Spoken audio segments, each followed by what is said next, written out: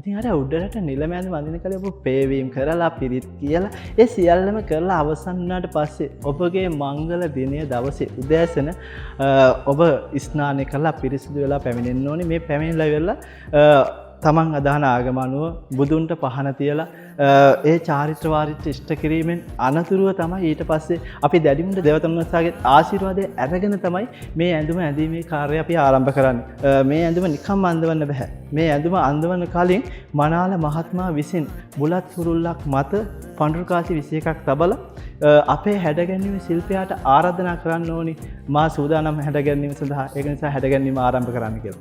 ඉතින් මේ ආරාධනෙන් පසුව තමයි ඇත්තටම මේ හැඩගැන්වීම ආරම්භ වෙන්නේ. මම තවත් දෙයක් මතක් කරන්න කැමතියි.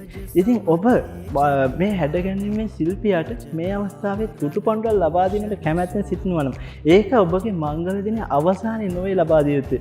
අන්න ඒ අවස්ථාවේදී මේ පඬුරු කාසි 21ක් සමග ඒ තුටු පඬුර ලබා දීමෙන් හැඩගැන්වීමේ ශිල්පියා සතුටු කිරීමට හැකියාව තියෙනවා. මේක ලබා දුන්නා හෝ නොදුන්නා එක ගැටලුවක් නොවේ. නමුත් ලබා දෙන්නේ නම් ඒක ලබා දිය යුතු අවස්ථාව මෙන්න මේ අවස්ථාව. ඉතින් මේ මුල් ඇඳුම ආරම්භ කරද්දී බොහෝ වෙලාවට නැකත් ප්‍රකාරව තමයි මේක සිද්ධ වෙන්නේ.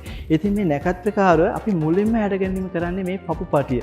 මේ පපුපටිය හැඩගැන්වීම බොහෝ වෙලාවට කරන්නේ මනාල මහත්මයාගේ මව හෝ පියා විසින්. මොකද ජීවිතේ වැඩිපුරම ආශිර්වාද කරන වැඩිපුරම ආදරය කරන දෙන්නා එක්කෙනෙක් තමයි අම්මා හෝ තාත්තා කියන්නේ. ඉතින් මේ දෙන එක්කෙනෙක් තමයි අතරම මේ නැකත් ප්‍රකාරව මේ පපුපටිය හැඩගැන්වීම කටයුතු සිදු කරන්නේ. අන්නේ පපුපටිය හැඩගැන්වීමෙන් පසුව අපගේ හැඩගැන්වීමේ ශිල්පියා විසින් තුන් පොට්ටිය හැඩගැන්වීමේ කටයුතු මෙන්ම පහළ කොටස මෙන්න මේ ආකාරයෙන් නිවැරදිව හැඩගැන්වීම සිදු කරනවා. ඉතින් විශේෂයෙන්ම කියන්න ඕනේ මේ පහළ ගොඩක් අයට තියෙන ගැටලුව තමයි මේ පහළ කොටස නිවැරදිව හැඩගන්වා ගැනීම තමයි ඇත්තටම බොහෝ අයට තියෙන ගැටලුවක්. ඉතින් කැටපත් පවර අපි සුවිශේෂී හැඩගැන්වීමක් හඳුන්වා දීලා තියෙනවා. ඊටමත් සුව පහසු පත්තර කෑලි වලින් තොර වුණු එතකොට ප්‍රතිපටි කිසි දෙයක් පාවිච්චි නොකර තමයි මේ හැඩගැන්වීම මෙන්න මේ ආකාරයෙන් අපි සිදු කරන්නේ.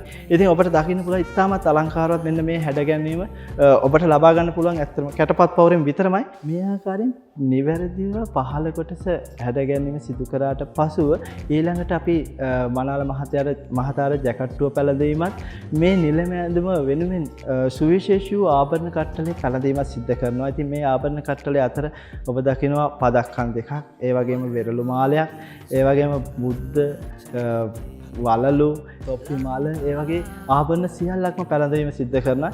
ඉතින් මේ සියල්ලක්ම පැළඳීමෙන් අනතුරුව අපේ මනාල මහත්මයාට හිස්පන්දන පැළඳීමේ අවස්ථාව තමයි උදා වෙන්නේ. ඉතින් මේකත් බොහෝ වෙලාවට නැකත් ප්‍රකාරව සිදු කරන කාර්යයක්. ඉතින් මේ කාර්යයට ඔබ නැකත් ලබාගෙන තියෙනවා නම් ඒ නැකත් ප්‍රකාරව සිදු කළ යුතුයි. එසේ නොවන්නේ නම් සාමාන්‍ය වෙලාව පරිදි සිදු කිරීමට හැකියාව තිබෙනවා. ඉතින් මේ නැකත් ප්‍රකාරව සිදු කරන විට ඔබට පුළුවන් මව මුලින්ම පපුපටිය වැඳීමේ චාරිත්‍රය ඉෂ්ට කරා නම් මේ ඔටුනු පැළඳීමේ අවස්ථාව පියාට වාර කරන්න පුළුවන්. මොකද හැඩගැන්වීම අවසන් වෙන්නේ මේ ඔටුනු පැළඳීමේ කාර්යය. ඉතින් මෙන්න මේ ආකාරයෙන් තේජාන්විත නිලමේවරයෙක් ලෙස හැඩවෙන්න ඔබට හැකියාව ලැබෙනවා. ඉතාමත් නිවැරදිව හරියාකාර විදිහට මේ හැඩගැන්වීම සිදු කරන්න ඕනේ. ඒ වගේම තමයි මේ නිලම ඇඳුමට අදාළව තියෙන සියලුම චාරිත්‍රයන් නිවැරදි ආකාරයෙන් ඉෂ්ට කරගන්න ඕනේ. ඒ ඉෂ්ට කරාට පස්සේ තමයි අතන මේ නිවැරදි ආකාරයෙන් හැඩගැන්වීම ආවට පස්සේ තමයි තාමත් තේජාන්විත පෞරුෂයෙන් යුතු නිලමරයෙක් ලෙස ඔබට අභිෂේක ගැනීමට හැකියාව ලැබෙන්නේ.